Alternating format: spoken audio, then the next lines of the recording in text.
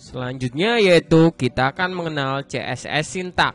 Sintak bisa diartikan sebagai bentuk kode. Sintak untuk CSS sangat berbeda dengan sintak PHP ataupun HTML. Maka dari itu Anda harus menyimak bagian ini. Tapi perlu diingat, sintak CSS tidaklah terlalu membingungkan. Hanya terdiri dari 3 bagian, yaitu selektor. Misalkan saya ketikkan di sini, saya taruh di head, saya inputkan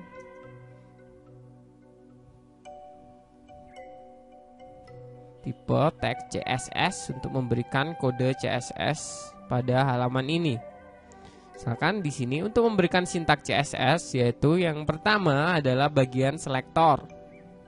Kemudian kita buka kurung untuk memberikan nilai pada properti-properti yang berada di CSS. Maka di sini misalkan saja saya tuliskan properti, yaitu bagian kedua. Kemudian untuk mengisi nilai properti tersebut kita gunakan titik 2. Kemudian value-nya apa? Kemudian kita tutup kurung. Nah, berikut cara untuk memberikan CSS atau sintak-sintaknya CSS Anda pergunakan seperti itu. Ada selektor, dibuka kurung, terdapat properti dan nilainya value. Selektor merupakan elemen yang teman-teman ingin beri style. Dan properti adalah jika Anda ingin berikan style seperti misalkan font, misal properti font, properti weight, dan value-nya adalah nilai dari font. Misalkan font Tahoma atau Times New Roman. Kemudian properti dari width tentu saja nilainya berupa satuan pixel, misalnya 100 pixel dan lain-lain. Misalkan di sini line 7 akan saya hapus. Kemudian akan saya berikan sebuah bentuk CSS. Misalkan di sini saya pergunakan selektor body. Berarti di sini dalam arti saya ingin memberikan suatu style pada body atau body halaman HTML ini. Kemudian buka kurung, saya tutup kurung. Bisa Anda pergunakan baris seperti ini, beberapa baris. Kemudian silakan Anda masukkan propertinya. Misalkan di sini saya akan mengubah background color dari halaman tersebut. Nah, di sini akan secara otomatis jika Anda enter akan keluar tampilan warna. Misalkan di sini background colornya akan saya pergunakan warna orange.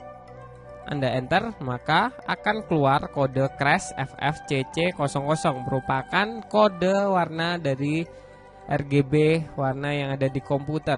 Kemudian untuk memisahkan antara properti dan value, jika kita ingin memasukkan banyak properti dan value dari sebuah selektor, maka Anda pergunakan titik koma untuk memberikan penanda jika merupakan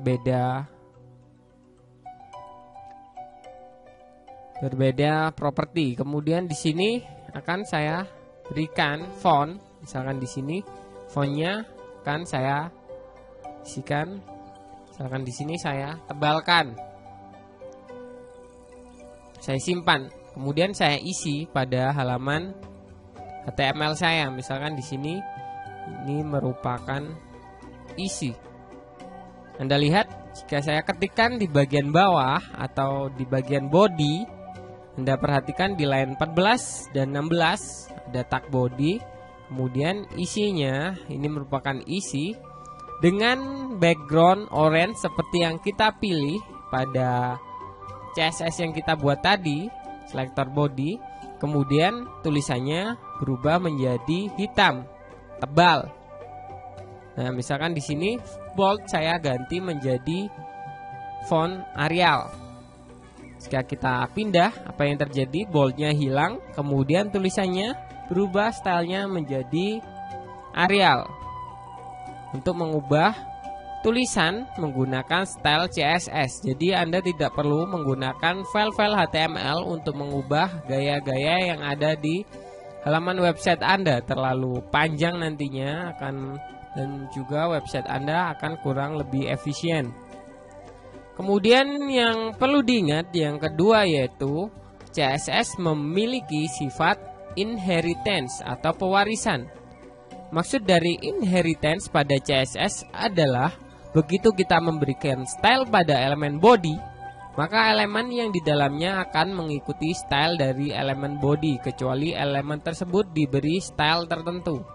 Misalkan di sini ini merupakan isi, saya ketikkan paragraf lagi. Ini merupakan isi yang kedua. Nah, yang di sini di bawah ada sebuah penutup.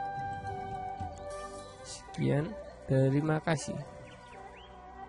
Nah, Anda perhatikan jika saya mengetik di bagian konten pada Dreamweaver akan terjadi kode-kode pada line 15, 16 dan 17 ada tag paragraf. Anda perhatikan di tag paragraf di sini line 15 fontnya berubah otomatis menjadi Arial, padahal saya tidak memberikan style apapun. Nah, maksud dari inheritance atau pewarisan sebagai berikut. Jika kita tidak memberikan style pada tag P, maka tag P akan mengikuti elemen yang berada di atasnya yaitu body, dan kebetulan body sudah kita berikan style. Nah, misalnya tag P akan saya hapus di bagian penutup. Bagian penutup akan saya ganti menjadi tag H1 atau header 1 tab HTML, maka akan besar seperti ini. Tetapi font stylenya tetap menjadi Arial. Nah, akan saya berikan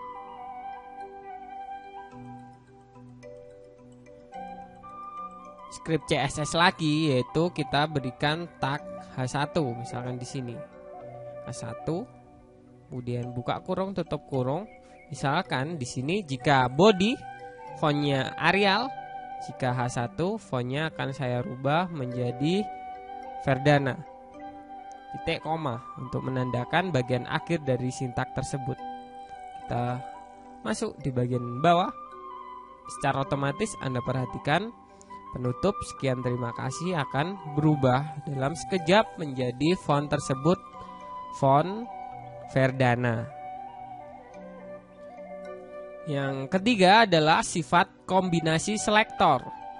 Untuk menghindari pengetikan ulang style CSS, elemen HTML yang memiliki style yang sama bisa menggunakan selektor yang sama dengan cara menambahkan nama elemen dan dipisahkan dengan tanda koma. Seperti contohnya di sini, misalkan H1 sampai H2, H3, H4 dan H5 akan saya berikan font Verdana. Maka penulisannya seperti berikut, kita tuliskan di atas, kemudian kita berikan tanda pisah tanda koma.